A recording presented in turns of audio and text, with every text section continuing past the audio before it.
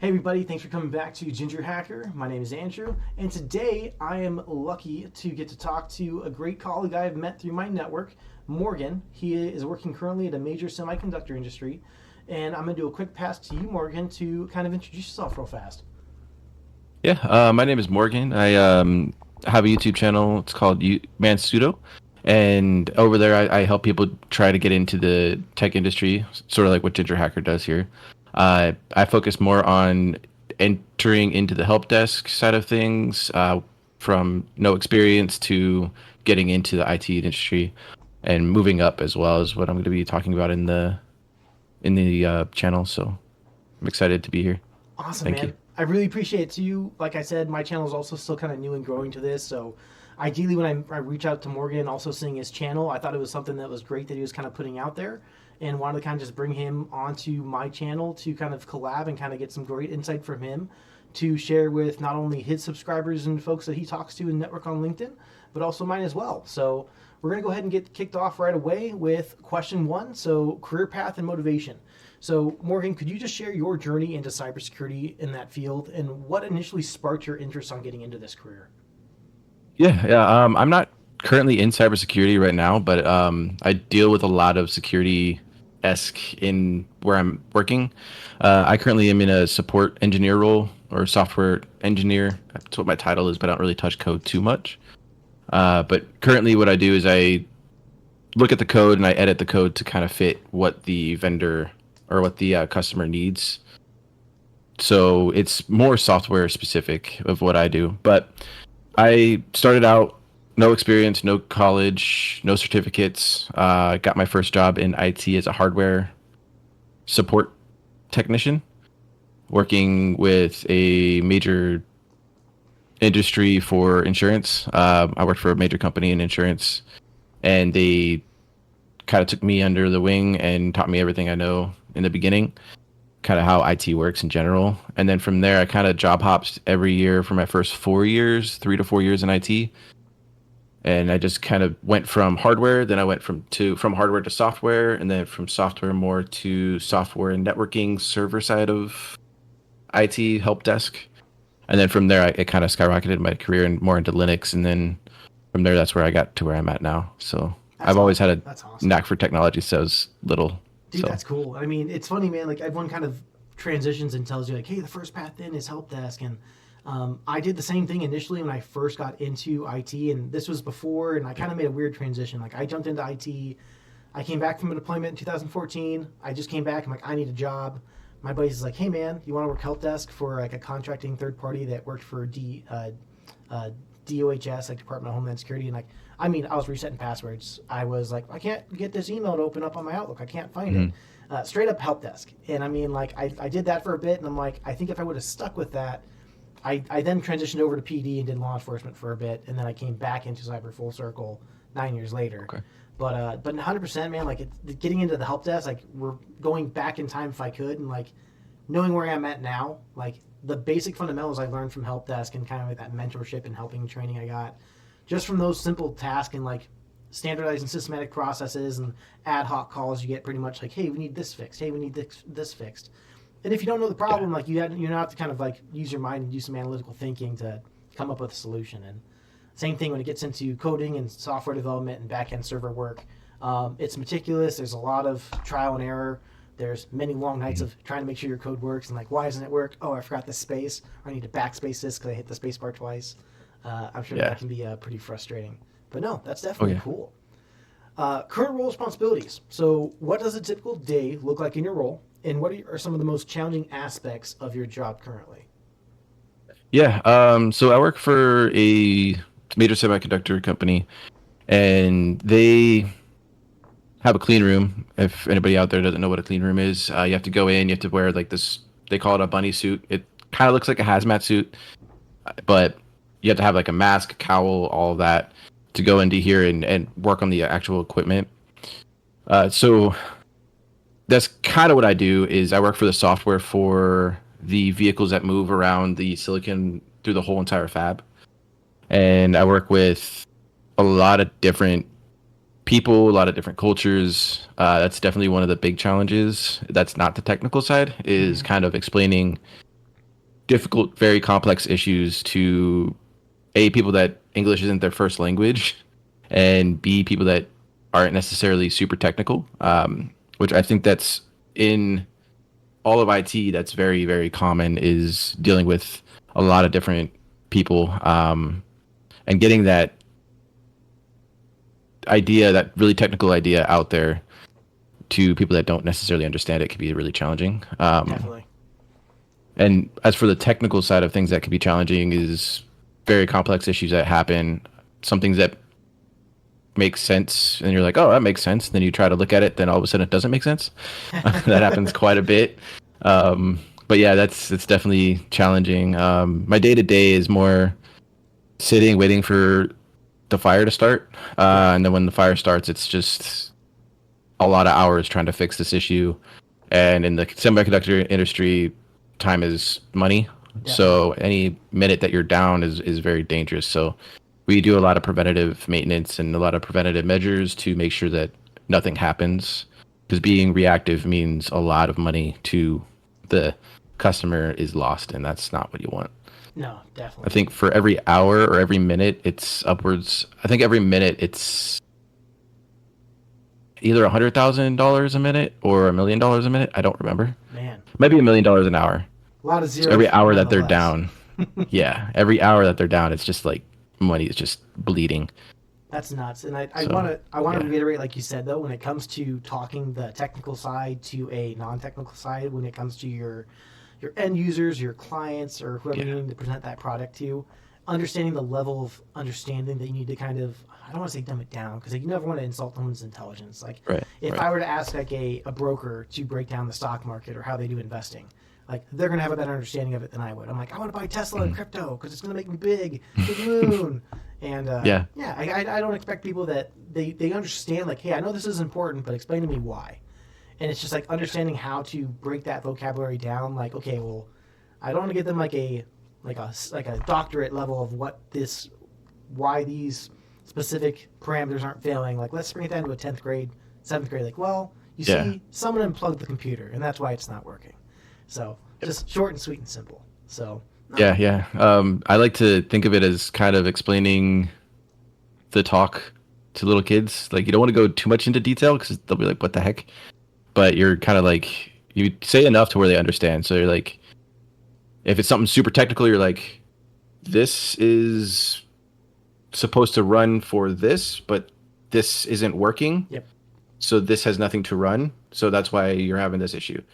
And instead of saying, well, see, the DNS is wrong on here and it's not connected to the DNS server, so the IP address, like going super in depth, it's just going to confuse people. They're like, okay, well, fix it. And if they get to the okay, well, fix it stage, then you're kind of behind the game. Yeah, it seems You like don't want that's that. always the end. Well, we need it fixed. I'm like, that's why I'm here. So Yeah. oh, cool, man. Yeah.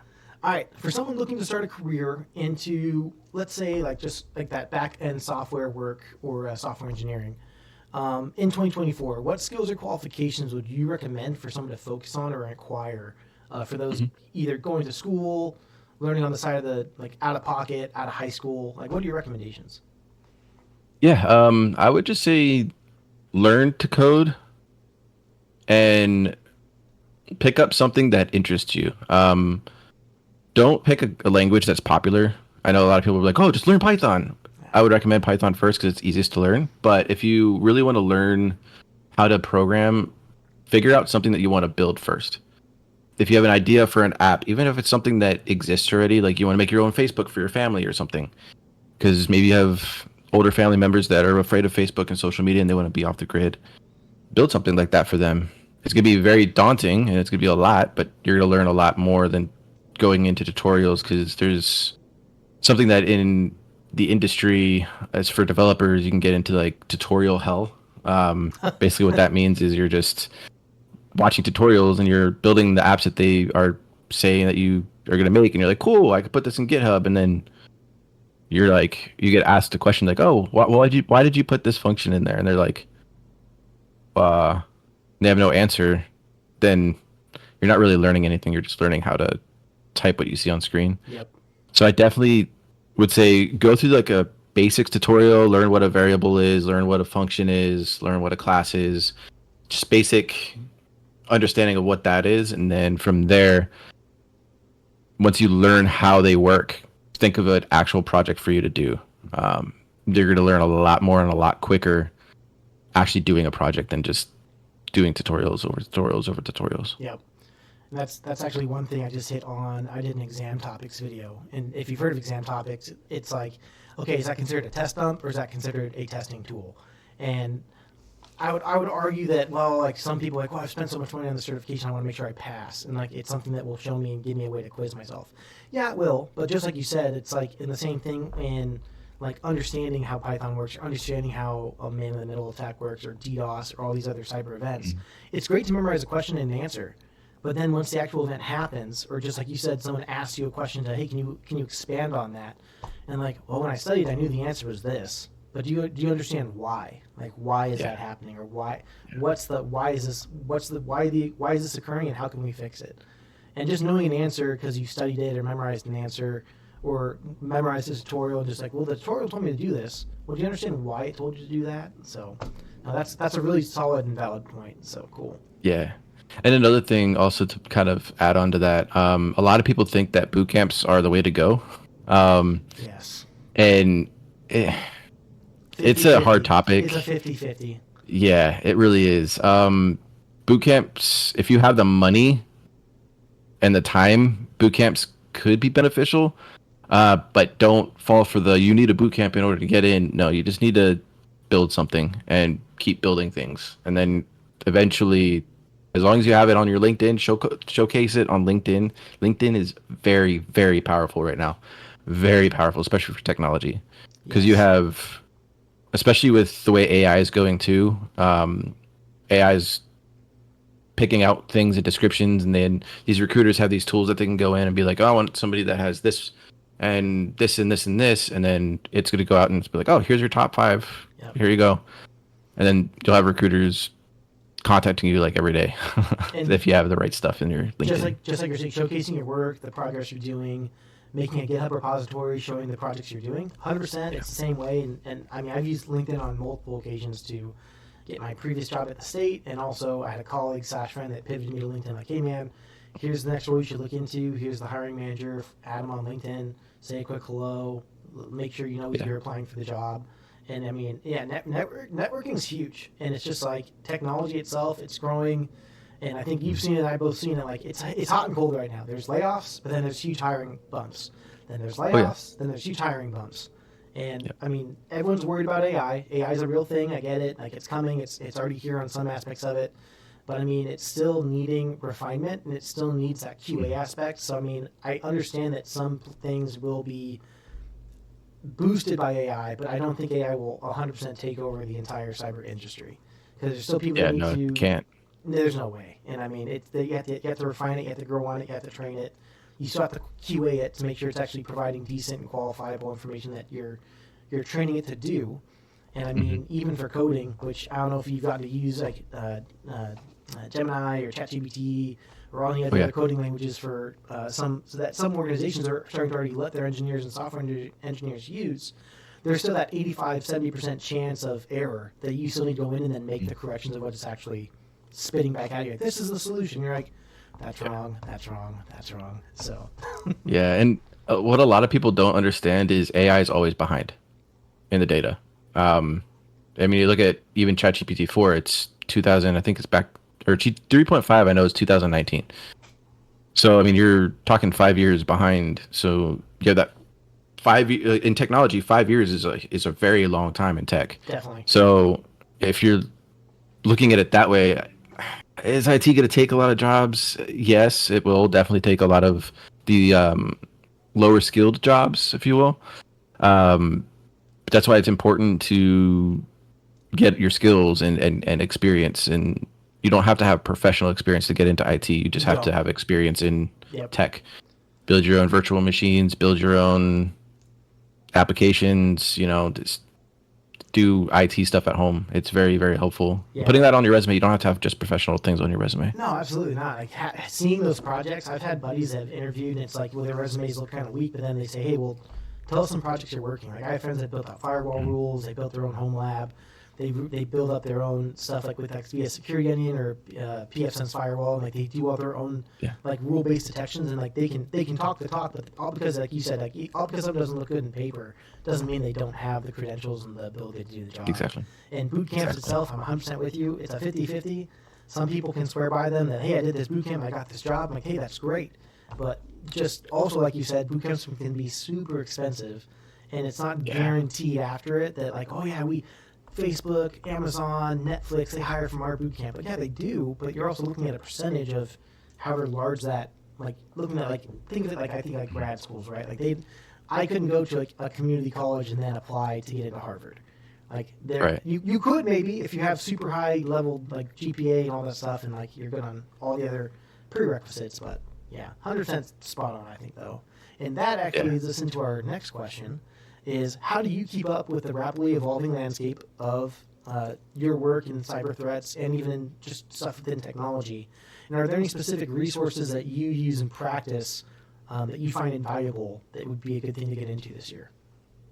Yeah. Definitely AI is a huge thing to get into right now. I know everybody's talking about it. That could be because AI is behind it, but that's beside the point. No, but no, AI is definitely something that's huge right now. Just understanding what AI is really huge. AI is not this super intelligent being that's going to take over everybody. It's only going to be that if somebody codes it to be. Um, so I mean, like at the end of the day, the backbone of AI is just programming and data and how you train that AI to be interpreting that data. That's really what AI is, and it's something to be weary of for sure, because it is going to help with the automation. And that's another thing that I think people should get into if you're wanting to get into like this more of the even cybersecurity. Automating your tasks helps out because you don't want to be stuck doing manual. Like, can you imagine doing manual vulnerability scans? Man, no. Like, there's no way. There's no way. So automating and getting into automation is also huge. Cause that's also what I do too. Is I help with like automation and everything at my current job and even my previous job. Automating myself. I kind of automated myself out of a job at my last job, but that's beside the point. But I was too good at what I did. I stopped making work for myself.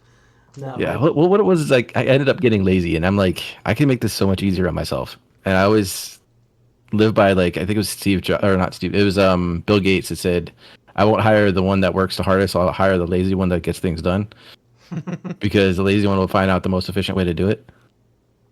Screwed up that quote, but it's basically how it is. You're ballparking here. And okay. yeah, and I mean like automation is huge right now. A lot of companies are looking to automate everything, and automation and AI are kind of like close cousins. I look at it. I'd say they're on the same hand, if not super close, 100%. Yeah, they're like best friends probably, or brother sister. I think they're drinking buddies. They go to a bar together and hang out. It's cool. Exactly. So yeah, definitely automation, definitely AI. I would say would be two big ones to kind of look into and be familiar with. Networking is also something that you have to learn. You have to know the basics of networking if you want to be really successful in IT or anywhere in cyber. 100%. So that's what I would say. With like the coding and stuff, because I know you were, I think, somewhat self-taught when it came to your coding. Was there any ways other than, I know you said building out apps and stuff, like did you use any sites, any like phone applications? I know there's like CodeLeap and like a few other like small. I can't think of any on top of my head now without looking on my phone. But like any of those that you'd like recommend, like for those that like never touched code at all before, like I need to learn how to code. Yeah. Codecademy is really good. It kind of gamifies it. It's free. You get certain bite-sized lessons out of it, which I think helps me. It goes over the classes, it goes over the functions, variables, and how everything is on different languages. I think Python's a big one that they do. They do SQL if you want to get into database stuff. They do C++, I think, and they do a whole bunch of other things on there. Codecademy is really good, and then when you run out of things to do on the free version of Codecademy, you can go to Solo Learn. Solo Learn is also really, really good. If you haven't checked them out, I would definitely check them out. They make it easier to understand for people that are not tech savvy. and it makes it a lot more comprehensible for people that are feeling overwhelmed trying to learn how to code, because it can be very overwhelming. I think everybody goes through the, oh yeah, I'm going to learn how to code, and they start learning how to code. It makes sense. I can print out hello world, and I can make, when you say hello, I can make it say hello world back to me. That's awesome. And then you start doing it, and then something breaks, and then you're like, oh, and then you try to figure out how to do it, and you're like, oh, I missed a semicolon, and then you fix that, and then you're like, cool, and then something breaks for real, and then you're like, I don't know what's going on, and then you kind of get discouraged and you give up. It can get That's something complicated that quick. I went through. Yeah, it can get Yeah. complicated quick and frustrating. It's like playing a video for game. sure. Like no one likes to play a video game that they suck at, and it's Exactly. just like Exactly. And yeah, I mean, that's what I would say.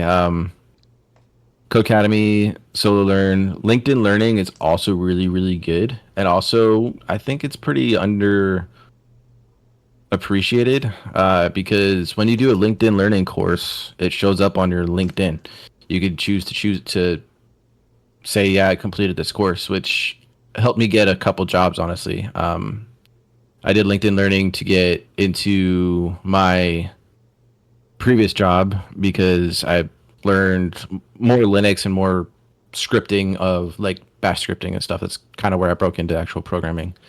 And then, it kind of helped me out get noticed by a recruiter, and they're like, hey, this stuff is what we're looking for. yep. So yeah, LinkedIn Learnings is also really powerful. And they have code snippets too that you can actually work out a problem or say, hey, I want you to make this thing, and then they'll just give you a blank slate, and then you just go ahead and code it out, and then it'll tell you one way to do it. And yeah, so Awesome, man. Yeah, those would be my top three. I've used everything you mentioned, but I've not heard of actually Solo Learn, so I'm actually going to check that out Okay. when we're done with this. Yeah. And by the way, just so everyone knows, like all these, like Solo Learn, Codecademy, LinkedIn Learning, I'll drop all these in the bottom of the video in the chat too.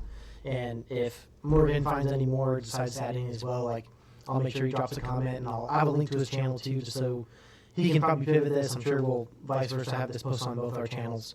So definitely just check that out and make sure that you're grabbing those things. Very much huge on free learning, because once again, cybersecurity is super expensive to can be super expensive to get into when it comes to getting certifications, learning the skills. However, with the correct time management and dedication, and just understanding there's much to learn, and you're always going to be learning and growing in this field. There's a ton of free sites you can go to learn this stuff. So definitely, I always push and emphasize that.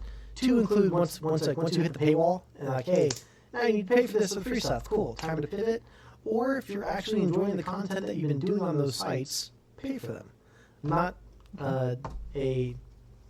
sponsored by anyone, so don't worry. No kicks if you guys decide to go and pay for any of these training sites. But no, awesome. I got one more question for you, Morgan, and then we can kind of open it up to any kind of small free talk.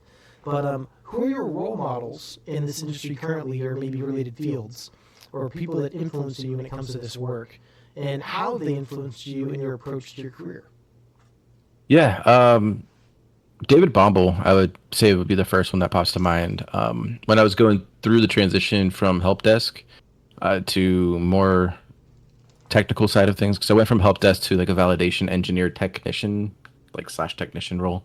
That he really helped me out break through, because he really breaks down technology, like especially networking. If you're going for your CCNA or any of your networking type certifications, even your security certifications, I would say go check him out.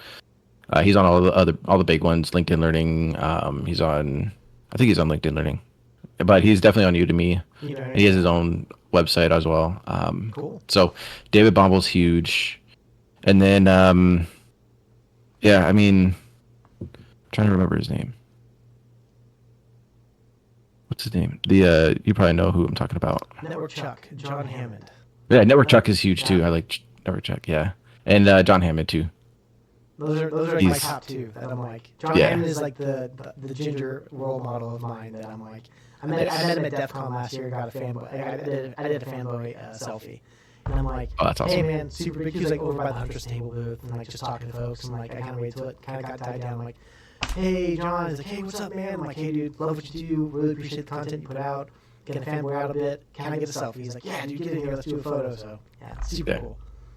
Yeah, he's awesome. He's awesome. He's my go-to for cybersecurity stuff. Especially like I don't know if you follow gaming at all, but that big Apex Legend hack that happened. Yep, I saw that. He was my go-to. Him and Pirate Software. Um, he was really good in that. He used to be a game dev for Blizzard. He worked on like World of Warcraft, I think. He's pretty cool. He has like long hair, glasses. Yeah. Okay. Yeah, he's funny, man. I like his shorts. Yeah. Yeah, His shorts are awesome. Hmm. Yeah, he's a big one for coding. Also, he's more game development, which is kind of what I've been trying to dabble with, but I'm not artsy at all. So I'm like, I don't know how I could do video games if I can't draw. I can hire people, but man, it's all computers, man. We'll see. Click and drag and all the cool art pens and stuff. So, no, cool, man. So, okay, last throw-in freebie question here for audience and all my other gamer friends. Give me maybe top 2 or 3 games you're in right now that are eating up your free time. Destiny. I've been playing a lot of Destiny too. I don't know what got into me. I played when it first came out, like the first 2 seasons, and then I stopped for however long that was. Then recently I got back into it, and it's been really good. Nice. Me and my buddies like to play Fortnite. I know it's kind of cringe, but we play Fortnite a lot. And then Smite. We played Smite a lot too, but we've been really into Destiny 2 right now. Yeah. Sweet, man. Well, that's all I have, Morgan, and I really appreciate your time. Thanks so much for coming on this channel. Any last piece of advice for any of those folks that are contemplating wanting to break into the field, that they're in a good solid job, but they're getting stressed out, they're wanting a different change of pace of work, they want to move into cyber? Any advice, I guess, for those kind of individuals that might need to hear this from a second, third, fourth person of when it comes to breaking into cyber, kind of getting out of that kind of that moving and doing a career change, I guess. Mm-hmm. Yeah, it's definitely difficult, but don't let that discourage you. Apply, and then when you think you've applied too many times, you've only scratched the surface. Keep applying. It took me when I was in a grocery store. I was a manager at a grocery store before I got into tech, and I think I applied to 250 places. I think somewhere around there, like about 250 places before I got my job, and then from there it was just apply to get to the next place. And then once you start getting more experience, you'll see that recruiters will reach out to you, and then Yep. you can do that. A little bit of an advice that I would say once you get in, don't be afraid to job hop in the first few years. IT's not like a lot of other places. IT more so focuses on your skill set and your experience. So if you have experience, like 5 years experience doing the same thing, that it's not really 5 years experience of cloud if you're just doing AWS. You're not learning Azure or any of the other clouds like Google Cloud or anything. So job hop in your first 3-4 years and kind of figure out what you like. And if it's something that in your first job you really like doing this specific thing, try and job hop into a junior role into like network engineering, for instance, or even a cybersecurity analyst position or something like that. Yep. to get into where you want to go. And then if you don't have college or you have no experience, don't worry. It's possible. It'll be a little bit difficult because you're going to have to work around the AI thing that recruiters like to use and jobs like to use. So just keep plugging away. You'll get there. It's definitely possible. So if I could do it, I mean, anybody can really do it if they put their mind to it. Well, hey, Morgan, I once again really appreciate you coming on the channel. Everyone, this is Morgan Mansudo. I'm going to be dropping his link as well to his channel in the comments below and into the end credits for this. So, hey, thanks so much for tuning in for another episode of my series of Breaking into Cyber. And always just remember, everyone, keep hacking. Thank you.